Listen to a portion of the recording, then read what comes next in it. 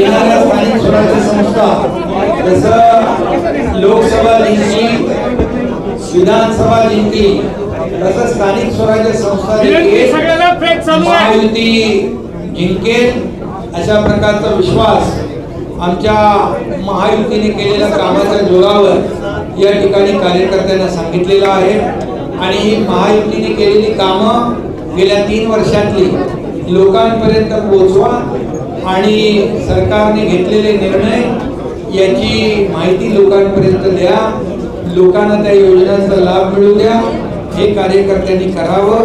आणि त्याचबरोबर निवडणुकीच्या बाबतीमध्ये निवडणुका डोळ्यासमोर ठेवून आम्ही कुठलाही निर्णय घेत नाही आणि निवडणुकांसाठी आम्हाला कुठली तयारी करावी लागत नाही, कारण निवडणुका असू द्या नसू द्या शिवसेनेचं काम वर्षाचे 12 महिने 365 दिवस सुरू असतं आणि म्हणून महायुतीला या निवडणुकांची कुठलीही चिंता नाही, कारण केलेली कामं लोकांसमोर आहेत। या महाराष्ट्रातील जनता केलेल्या कामाची पोचपावती देते, हे विधानसभेमध्ये आपण पाहिलेलं आहे। 232 एवढा लँडस्लाइड मॅन्डेट विजय या महायुतीला विधानसभेत मिळालेला आहे, त्यामुळे त्याचीच पुनरावृत्ती या ठिकाणी या निवडणुकांमध्ये होणार आहे। आणि एवढं हेही मी सांगतो आपल्याला की जे लोक लोकसभेमध्ये ज्यांना तुम्ही विचारणार का मी सांगतो, लोकसभेमध्ये ज्यांना यश मिळालं तेव्हा ते निवडणूक आयोगावर काही बोलले नाही, ईव्हीएम वर काही बोलले नाही, वोट चोरीवर काय बोलले नाही, परंतु आता मात्र ते तुमचा प्रश्नाचं उत्तर मी देतो। आता मात्र या निवडणुकांमध्ये स्थानिक स्वराज्य संस्था विधानसभेच्या निवडणुका झाल्यानंतर वोट चोरी मत चोरी असं व्हायला लागले आणि मतांची चोरी झाली, ईव्हीएम मशीन, मतदार याद्या या सगळ्या ज्या काही त्याच्यावर आक्षेप घेऊ लागले। आणि म्हणून मी त्यांना एवढंच सांगतो, जे काही बोलताय हा मतदारांचा अपमान आहे। आमच्या लाडक्या बहिणींनी मतदान आम्हाला केलं आहे, त्यांचा अपमान आहे। शेतकऱ्यांनी आम्हाला मतदान केलंय, त्यांचा अपमान आहे। लाडक्या भावाने मतदान केलंय, त्यांचा अपमान आहे। वारकरी कष्टकरी सगळ्यांनीच आम्हाला मतदान केलंय, त्यांचा अपमान। या महाराष्ट्रात तमाम मतदारांचा अपमान ते करतायत आणि म्हणून येणाऱ्या स्थानिक स्वराज्य संस्थांमध्ये मतदार या सर्व लोकांना धडा शिकवतील, कारण त्यांनी केलेल्या मतदानाचा अपमान ते करतायत। विधानसभेत विरोधी पक्ष नेत्यासाठी आता धडपड सुरू झाली आहे। सगळ्या पक्षांची म्हणजे विरोधी पक्षांची एकमेकांसोबत भेटीगाठी सुरू झाली। यामध्ये शेतकऱ्यांचं नुकसान होत आहे, अजून मदतीचे पंचनामे नाहीये। मदतीचे पंचनामे करण्याच्या सूचना दिलेल्या आहेत, जिथे पंचनामे झाले नसतील तिथे तात्काळ पंचनामे होतील।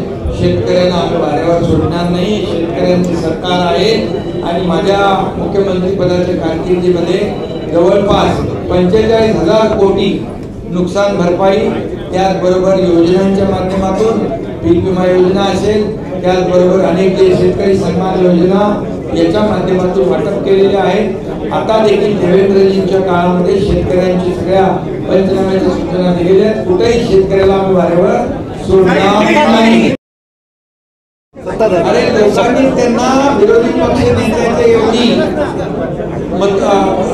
संख्याबळ पण नाही दिलं, कारण जनतेने त्यांना झिडकारलेलं आहे, जनतेने त्यांना त्याची जागा दाखवली आणि त्यामुळे विरोधी पक्षाला लागणारं संख्याबळ देखील त्यांच्याकडे नाही।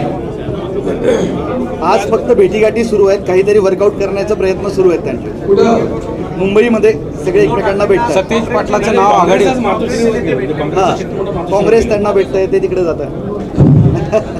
सतीश पाटलाचं नाव गाठीभेटी चालू असतात, पण आम्ही गाठीभेटीपेक्षा कामाला महत्त्व देतो आणि त्यामुळेच काम करणाऱ्या लोकांच्या मागे महाराष्ट्रातील जनता उभी राहते।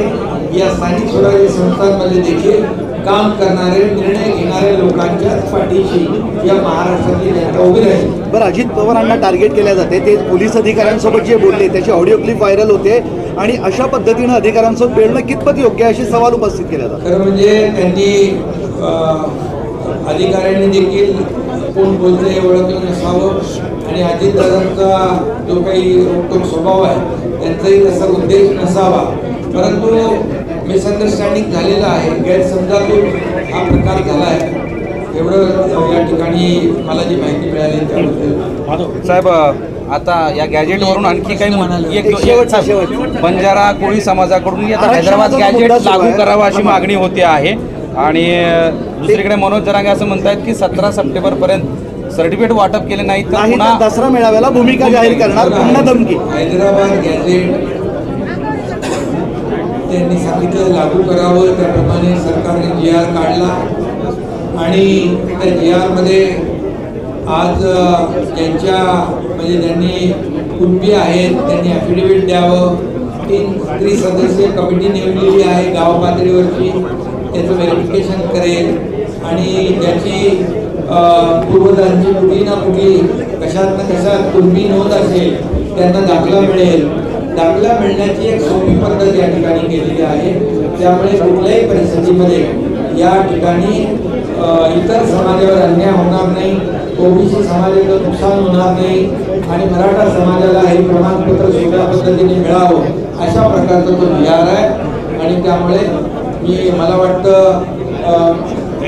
महायुती सरकार कुठल्याही समाजावर कुणालाही न्याय देताना कुणावरही अन्याय करणार नाही. भूमिका आमची कालही होती, आजही आणि उद्याही. उद्या उपराष्ट्रपती पदाची निवडणूक आहे. उपराष्ट्रपती उद्या निवडणूक आहे आणि संख्याबेरीज गोळाबेरीज करताना सत्ताधाऱ्यांची दमछाक होते, एनडीएची दमछाक होते असं म्हटलं जातं. एनडीएची अरे बाबा, आमच्याकडे पूर्ण बहुमत आहे आणि तुम्हाला उद्या मतदान झाल्यावर कळेल की आमचे जे उमेदवार आहेत एनडीएचे राधाकृष्णनजी यांना पूर्ण बहुमत या निवडणुकीमध्ये मिळेल आणि हे उद्या आपल्याला कळेल. त्यांचा पूर्ण अतिशय मोठा विजय, दणदणीत विजय उद्या आपल्याला संध्याकाळी पाहायला मिळेल.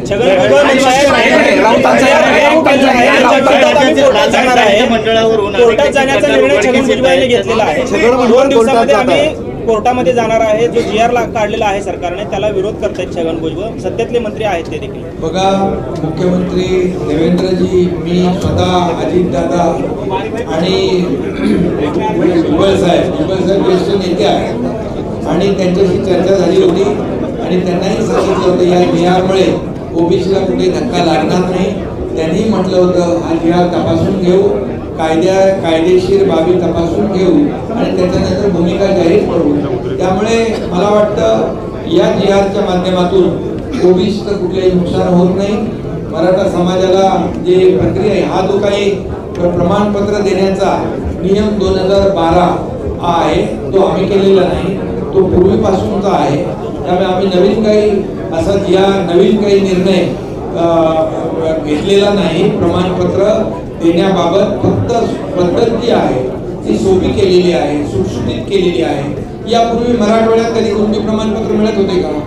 ज्यांच्या नोंदी मिळाल्या त्यांना दिलं ना आपण. त्यामुळे ज्याचा अधिकार आहे त्याला अधिकार मिळाला पाहिजे. ज्याला अधिकार देताना दुसऱ्याचा अधिकार कमी होता कामा नये, ही भूमिका आमची आहे.